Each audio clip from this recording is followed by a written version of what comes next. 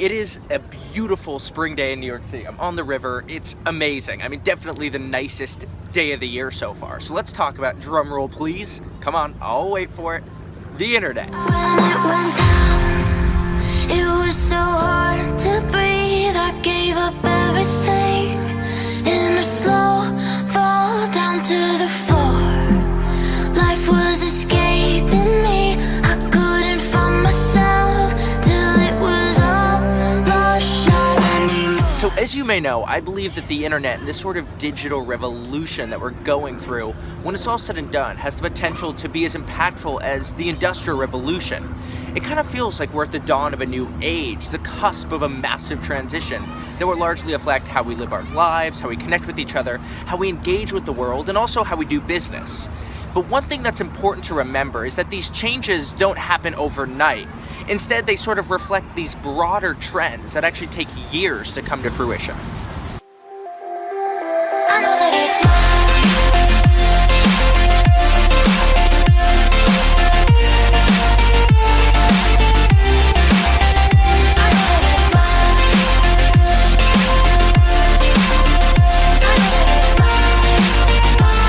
Now, big changes like this are really hard to navigate. I mean, around the world, there's tons of economic anxiety right now, and a lot of unpredictability about where the world's going. Nobody really knows for sure, and despite our best wishes, it's basically impossible to really predict the future.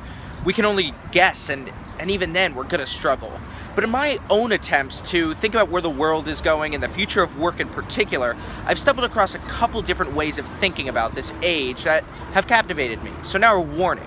They're a bit optimistic, so there's absolutely more going on here that we can explore together in the future.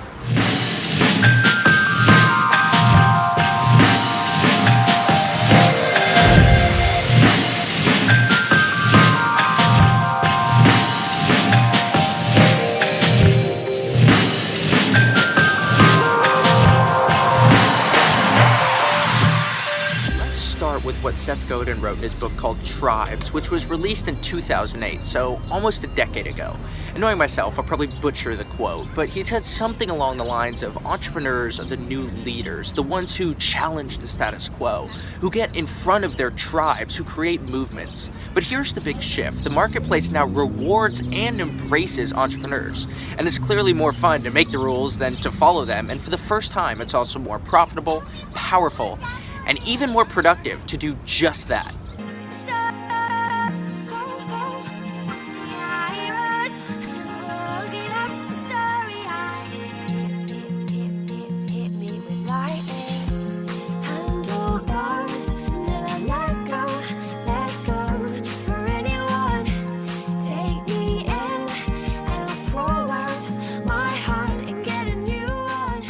So that Seth Godin quote inspired Taylor Pearson, who wrote a book called The End of Jobs. And I got so much out of the book that I contacted him directly, built a relationship with him, then hosted him on my podcast. And now, because he lives in New York, I'm lucky to call him a friend. And he says that with the internet, the means of production and distribution are rapidly approaching zero. Okay, so we'll get away from the jargon, and I'll give you an example. So it costs me just about nothing but time to make these vlogs and distribute them every day. And even today, I was talking to a fan who lives in the United Kingdom and another one who lives in California. And it costs me just about nothing to reach anybody in the world, as long as they have internet access. Everybody is story-eyed, and everybody goes. Everybody is story-eyed, and my body goes. One of Taylor Pearson's main points is that what is safe now feels risky, and what feels risky is now safe. And obviously that doesn't apply to everything, but he has a point. He says that entrepreneurship is safer now than it's ever been, and in many ways already safer than having a job. But by and large, society still embraces old ways of thinking about work, mostly through an industrial lens that was built between roughly 1850 and 2000. Now, the Industrial Revolution and the skills that were needed were centered around following orders and basically doing what we were told. I mean, school does much of that right now. And because humans are now so empowered in the modern age, but also super creative as a species, he says that we're rapidly approaching the end of jobs. Everybody's story-eyed, and my body goes.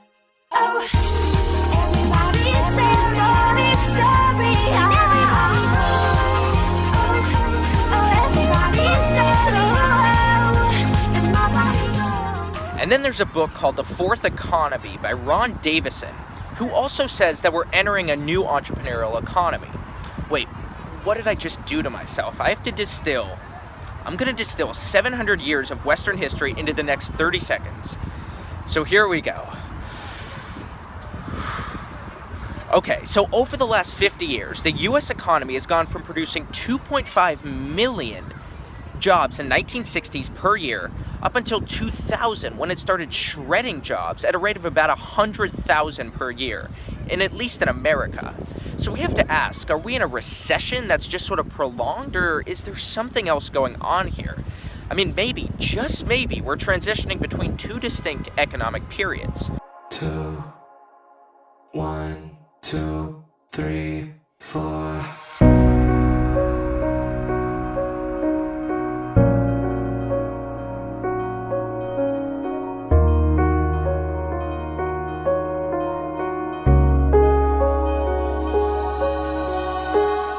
Things back to where we are today, Davison says that knowledge work across almost all domains is increasingly being commoditized and competitive at that.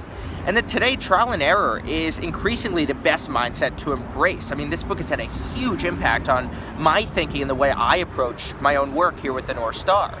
And before we move on, there's one more super interesting concept from the book, which is the idea of a social invention, which is like a technological invention that we think about and talk about all the time. Maybe virtual reality, smartphones, and you name it. I don't know, maybe self-driving cars.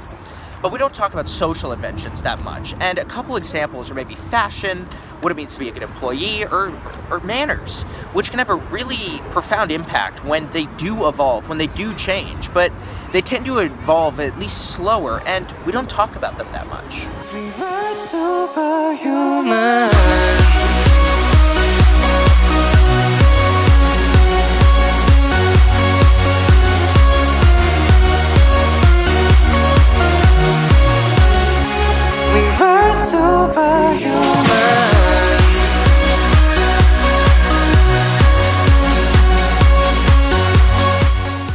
Okay, especially with that second book, The Fourth Economy, there's just so much more to unpack. And I don't know, maybe I'll write a blog post or devote an entire vlog to that book. But if you're interested, I've added some links below. So there it is, a couple perspectives about the future and the entrepreneurial economy that we might be heading towards. So it's Friday night, and I don't know, I think it's time to celebrate this weather and enjoy the weekend. We were superhuman, babe. Superhuman, yeah. We were superhuman. We were superhuman.